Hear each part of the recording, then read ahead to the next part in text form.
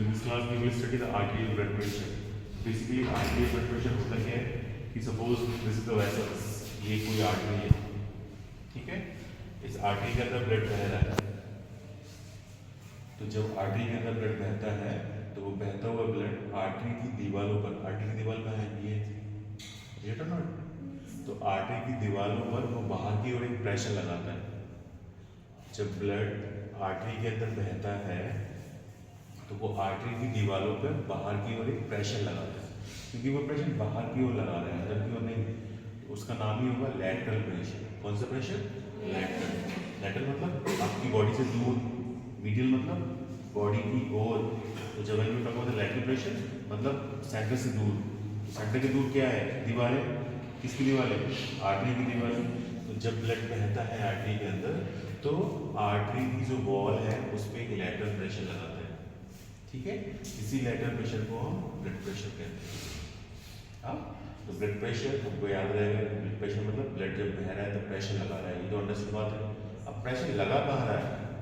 Artery की दीवारों पर। आर्टरी की दीवारें कहाँ है? बहते हुए ब्लड से दूर, तो that is a lateral pressure. इसी को हम सेंटेंस में कैसे लिखेंगे? Lateral pressure exerted by flowing blood, कहाँ पे? While the blood flows in the vessels. तो जब वेसल्स के अंदर खून बहता है तो दिस फ्लोइंग ब्लड वेसल्स की दीवारों पर जो प्रेशर लगाता है उसको हम आर्टीरियल ब्लड प्रेशर कहते हैं, ठीक है, समझ आए? अब इसके चार कंपोनेंट होते हैं, तो पहला सिस्टोलिक, दूसरा डायस्टोलिक, तीसरा मीन एंड चौथा पल्स प्रेशर। तो पहला सिस्टोलिक, सिस्टोलिक मतलब कॉन्ट्रैक्शन, सिस्टोलिक मतलब कॉन्ट्रैक्शन। तो जब हार्ट के अंदर कॉन्ट्रैक्शन हो रहा होगा, हार्ट के अंदर सिस्टोल हो रहा होगा, तो जब सिस्टोल हो रहा होगा उस समय जो जितना मैक्सिमम प्रेशर लगता है उसको हम सिस्टोलिक ब्लड प्रेशर कहते हैं। तो सिस्टोल मतलब कॉन्ट्रैक्शन, डायस्टोल मतलब रिलैक्सेशन। नाम ही बता रहे हैं क्या? Systolic blood pressure. क्या नाम बता रहा है? सिस्टोलिक। तो ये तो अंडरस्टूड है कि सिस्टोल के समय लगने वाला ब्लड प्रेशर है, ये लाइन तो अपने अभी अपने शब्द से इंडिकेट है कि जब सिस्टोल हो रहा है उस समय जो ब्लड प्रेशर लग रहा है उसको आप सिस्टोलिक ब्लड प्रेशर कह रहे हैं। अब सोचने वाली बात क्या है? मैक्सिमम प्रेशर ड्यूरिंग सिस्टोल, ये लाइन से याद रखनी है कि जब सिस्टोल हो रहा है उस समय जो मैक्सिमम प्रेशर है उसको आप क्या बोलेंगे? सिस्टोलिक ब्लड प्रेशर, ठीक है, समझ आ गया? अब दूसरा है डायस्टोलिक ब्लड प्रेशर। डायस्टोल का मतलब रिलैक्स होना, टहलना आराम से। तो जब डायस्टोलिक ब्लड प्रेशर, ये तो समझ आ रहा है कि डायस्टोल के समय जो ब्लड प्रेशर लग रहा है उसको डायस्टोलिक ब्लड प्रेशर कहते हैं, इतना तो अंडरस्टैंड, कोई दिक्कत ही नहीं। इसमें याद क्या शब्द याद रखना है? Minimum pressure during diastole. तो सिस्टोल के समय मैक्सिमम प्रेशर था, डायस्टोल के समय मिनिमम प्रेशर, ठीक है। तीसरा शब्द आया मीन ब्लड प्रेशर। तो मीन ब्लड प्रेशर क्या होता है? जब कार्डियक साइकिल हो रही होती है तो कार्डियक साइकिल के समय एक एवरेज प्रेशर जो है वो एक मिनिमम एवरेज प्रेशर मेंटेन करना ही पड़ता है को, तो उस एवरेज प्रेशर को मीन ब्लड प्रेशर कहते हैं। अब चौथा है पल्स प्रेशर। तो पल्स प्रेशर की डेफिनेशन क्या है? तो पल्स प्रेशर मतलब diastolic blood pressure plus mean blood pressure. Systolic का मतलब क्या था? जब आपका हार्ट सिस्टोल कर रहा था उस समय जो मैक्सिमम प्रेशर था उसको सिस्टोलिक बोलेंगे। डायस्टोलिक का मतलब क्या है? जब आपका हार्ट रिलैक्स कर रहा है उस समय जो मिनिमम प्रेशर है उसको डायस्टोलिक बोलेंगे।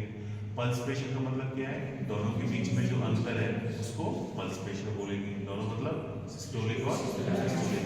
120 में से 80 गया, कितना बचा? 40। तो जो पल्स प्रेशर है वो अप्रोक्सीमेटली 40 होगा। मीन ब्लड प्रेशर क्या होता है? कार्डियक साइकिल के समय जो एवरेज प्रेशर मेंटेन करके रखा जाता है उसको मीन ब्लड प्रेशर कहते हैं। इसको कैलकुलेट कैसे करते हैं मीन ब्लड प्रेशर को? तो मीन ब्लड प्रेशर कैलकुलेट करने का फॉर्मूला है NBP, mean blood pressure is equal to DBP। DBP मतलब diastolic blood pressure plus PP/3। PP क्या है? Pulse pressure. तो डायस्टोलिक ब्लड प्रेशर कितना होता है? 80।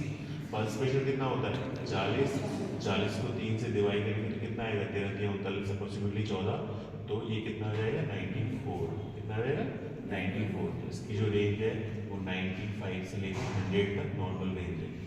तो मीन ब्लड प्रेशर की जो कॉम्पिटिशन एग्जाम में आता है आ जाएगा मीन ब्लड प्रेशर कितना होता है, तो उसकी रेंज 95 से 100 है। तो these are the 4 type of component of pressure, ठीक है। नेक्स्ट वी विल सी कि प्रेशर रेगुलेट कैसे होता है। तो प्रेशर रेगुलेट करने के लिए आपकी बॉडी में विभिन्न तरह की मैकेनिज्म है ये मैकेनिज्म आपस में इंटरलिंक्ड होती है और बीपी को रेगुलेट करने की कोशिश करती है। तो अब जो ये मैकेनिज्म है कैसे काम करेगी, सपोज एक मैकेनिज्म की वो आई, उसने रेगुलेट करने की कोशिश की, अगर वो रेगुलेट नहीं कर पा रही है तो ऑटोमेटिकली वो फेल हो जाएगी, दूसरी मैकेनिज्म आएगी, तीसरी आएगी। वैसे बॉडी के अंदर ये बहुत सारी मैकेनिज्म है जो बिना दवाई खाए बॉडी का ब्लड प्रेशर जब बढ़ता है या घटता है तो वो उसको रेगुलेट करने की कोशिश करती है। तो ये जो मैकेनिज्म है वो 4 तरह की मैकेनिज्म है। पहली शॉर्ट टर्म रेगुलेशन, दूसरी लॉन्ग टर्म रेगुलेशन, तीसरी इंटरमीडिएट रेगुलेशन और चौथी बची कुची मिसलेनियस। तो ब्लड प्रेशर को जो रेगुलेट करने वाली जो मैकेनिज्म है वो 4 तरह के मैकेनिज्म है, short term regulation, long term regulation, intermediate regulation और मिसलेनियस। इन सब का काम क्या है, इन सब का काम ये है कि जो मीन ब्लड प्रेशर था, कौन सा ब्लड प्रेशर मीन, जो कितना था 95 से लेके 100, इस रेंज में बीपी को बनाए रखे। तो जब भी किसी व्यक्ति का ब्लड प्रेशर 95 से कम या 100 से ज़्यादा होगा, तो मैं सिस्टोलिक या डायस्टोलिक की बात नहीं कर रहा, किसकी बात कर रहा हूँ, मीन ब्लड प्रेशर। तो जब किसी व्यक्ति का मीन ब्लड प्रेशर 95 से कम या 100 से ज़्यादा होता है, तो ये जो मैकेनिज्म है कौन सी, ये वाली short term, long term, intermediate और मिसलेनियस, ये ऑटोमेटिकली एक्टिवेट हो जाती है और बीपी को रेगुलेट करने की कोशिश करती है। कौन सा blood pressure, mean blood pressure, कौन सा, इसकी जो रेंज है वो 95 से 100 है। तो शॉर्ट, पहले 1 बाय 1 पढ़ेंगे। तो पहला है शॉर्ट टर्म रेगुलेशन।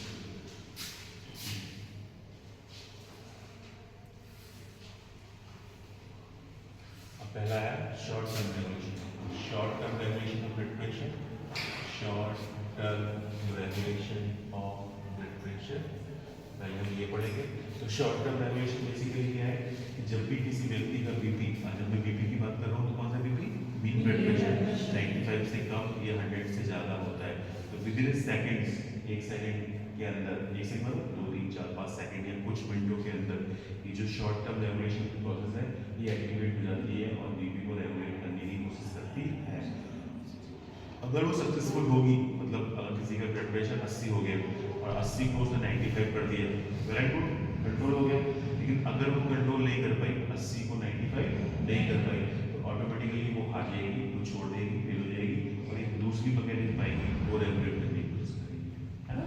तो जब भी कभी किसी व्यक्ति का ब्लड प्रेशर, जब जो मीन ब्लड प्रेशर, किसकी बात कर रहे हैं आप, मीन जो नॉर्मल रेंज है उसकी कितनी, 95 से 100, तो अगर वो अपनी रेंज से कम हो जाता है तो विद इन सेकेंड्स, कुछ सेकंडों के अंदर ये जो शॉर्ट टर्म रेगुलेशन नाम की प्रोसेस है वो एक्टिवेट हो जाती है और बीपी को रेगुलेट करने की कोशिश करती है।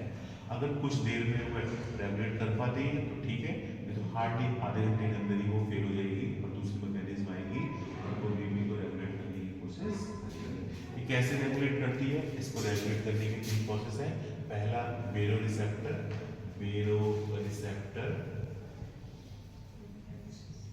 दूसरा कीमो रिसेप्टर,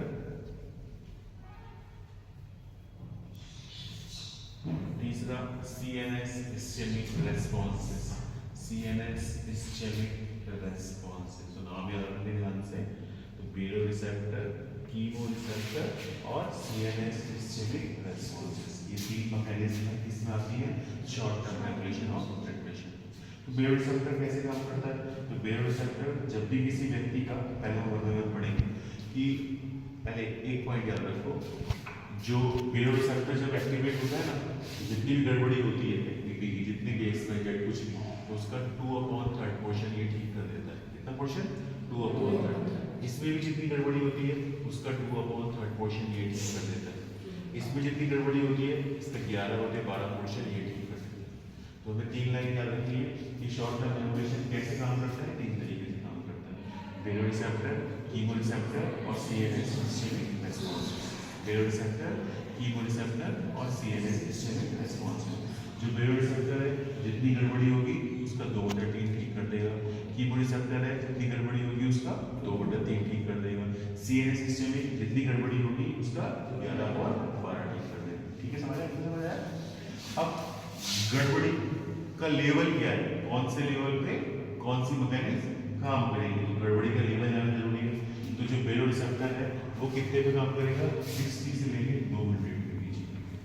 ये कितना काम करेगा 40 से लेके 100 के बीच में, ठीक है। तो जब किसी का हम कौन सी बीपी की बात कर रहे हैं, मीन ब्लड प्रेशर, तो जब भी किसी व्यक्ति का मीन ब्लड प्रेशर 60 से लेके 200 के बीच में वेरी करता है, कितना 60 से लेके 200 के बीच में, तो ये जो बायोरिसेप्टर नाम की मैकेनिज्म है वो एक्टिवेट होती है। बेसिकली इसमें क्या होता है कि ब्रेन को रेगुलेट करने वाले दो तरीके से सेंटर है, एक तो वेगन नर्व के थ्रू, जैसे मैंने कई एग्जांपल लेके बोला है कि जैसे किसी को मधुमक्खी ने कान पे काटा तो उस व्यक्ति की डेथ हो जाती है, मधुमक्खी काटने से तो किसी की डेथ नहीं होती, किसी को चाटा मारने से डेथ हो जाती है, चाटा मारने से तो किसी की डेथ नहीं होती। बेसिकली डेथ क्यों होती है, क्योंकि जो वेगस नर्व है उसकी एक ब्रांच है वो कान को सप्लाई कर रही है, और जब हम चाटा मारते हैं तो वो वेगस नर्व की जो ऑडिबल ब्रांच है वो स्टिमुलेट हो जाती है, इनडायरेक्टली वो वेगस नर्व की जो हार्ट को सप्लाई करने वाली ब्रांच है उसको स्टिमुलेट कर देती है, और उसकी वजह से आपका हार्ट फेल हो जाता है।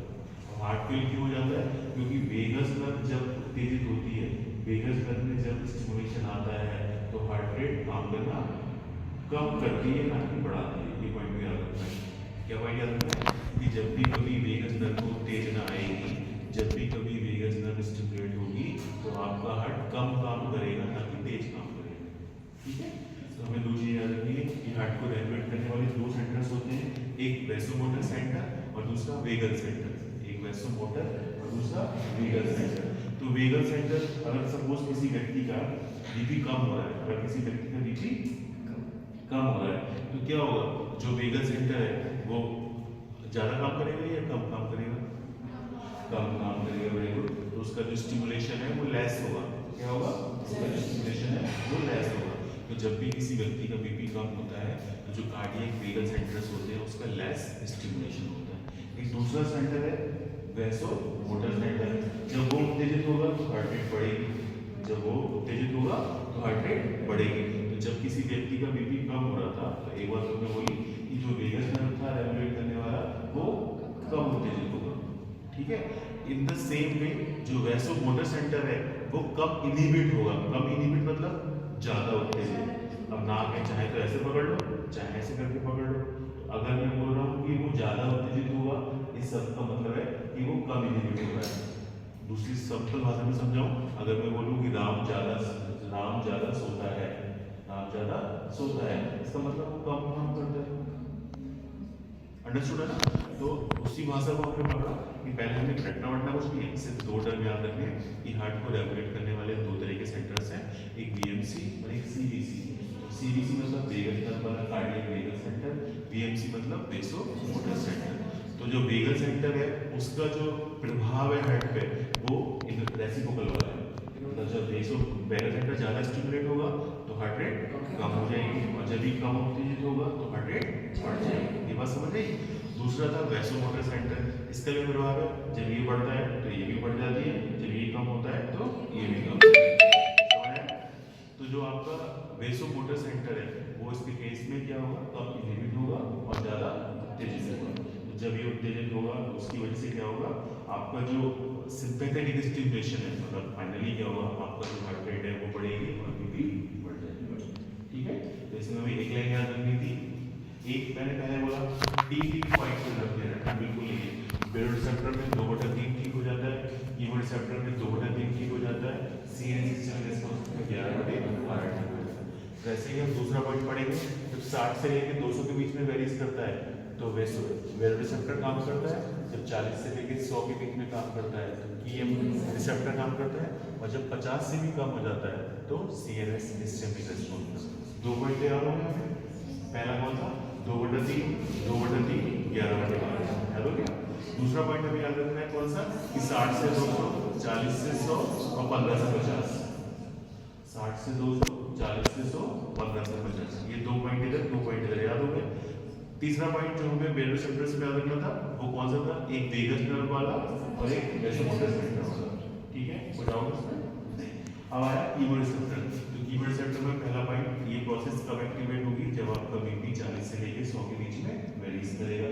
दूसरा पॉइंट हम पहले ही पढ़ चुके हैं कि 2/3 पोर्शन जो है वो इसके अंदर ठीक कर देता है। तो तो बेसिकली जब किसी का ब्लड प्रेशर 40 से लेके 100 के बीच में वेरीज करता है, 40 से लेके 100 के बीच में वेरीज करता है, जिस पर्टिकुलर ऑर्गन में ब्लड प्रेशर कम हो जाएगा 40 से लेके 100 के बीच में, तो उस पर्टिकुलर हिस्से के अंदर जो ब्लड सप्लाई है वो भी कम हो जाएगी, क्योंकि बीपी है इसीलिए ब्लड जो है जनरली घूम रहा है सब जगह। जब प्रेशर पाइप के अंदर प्रेशर ही नहीं होगा तो पानी मूव नहीं करेगा। तो क्योंकि बीपी बहुत कम हो गया, 40 से लेके 100 के बीच में वेरीज हो गया, तो जो उस पर्टिकुलर हिस्सा है उसके अंदर ब्लड सप्लाई हैम्पर हो जाएगी, और ब्लड सप्लाई जब हैम्पर हो जाएगी तो ऑक्सीजन कम हो जाएगी और कार्बन डाइऑक्साइड बढ़ जाएगी। तो जिस पर्टिकुलर हिस्से के अंदर बीपी 40 से लेके 100 के बीच में वेरीज हुआ, उस पर्टिकुलर हिस्से के अंदर क्या हुआ, ऑक्सीजन सप्लाई कम हो गई, कार्बन डाइऑक्साइड की सप्लाई बढ़ जाएगी। तो जब ऐसा हुआ तो आपके यहाँ पे एरोटिक बॉडीज और थेरेपिक बॉडीज रखे हुए हैं। यहाँ पे क्या रखे हुए हैं, एरोटिक बॉडीज और थेरेपिक बॉडीज, वो स्टिमुलेट होंगे। उनका काम ही यही है, उनका काम ये है कि जब भी कभी ऑक्सीजन कम हो तो तुम हमें बताओ, आगे जो करना हो तुम करें। तो उनका सेंटर्स का नाम क्या है, एरोटिक बॉडीज और कैरोटिड बॉडीज। क्या नाम है, एरोटिक बॉडीज और कैरोटिड बॉडीज।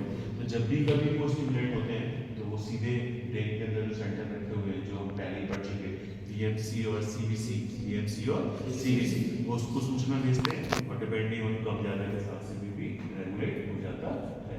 तो इसमें हमने क्या पॉइंट पढ़ा, इसमें हमने पहला पॉइंट पढ़ा कि जब भी कभी एमबीपी 40 से लेकर 100 के बीच में वेरीज करता है, तो ये जो प्रोसेस है ये स्टिमुलेट होती है, स्टिमुलेट होकर 2/3 ठीक कर देती है। काम कैसे करती है, जब भी कभी बीपी इतना हुआ तो जो ब्लड प्रेशर ऑक्सीजन सप्लाई थी वो कम हो गई, जो कार्बन डाइऑक्साइड थी वो ज़्यादा हो गई, जिसकी वजह से यहाँ पे दो सेंटर रखे हुए हैं, एक एरोटिक बॉडीज और एक कैरोटिड बॉडीज, वो स्टिमुलेट हो जाएंगे, तो ब्रेन के अंदर बीएमसी और सीबीसी को सूचना भेजेंगे और बीपी रेगुलेट हो जाएगी। समझ आया। तीसरा है सीएनएस इस्चेमिक रेस्पॉन्सेस। क्या है,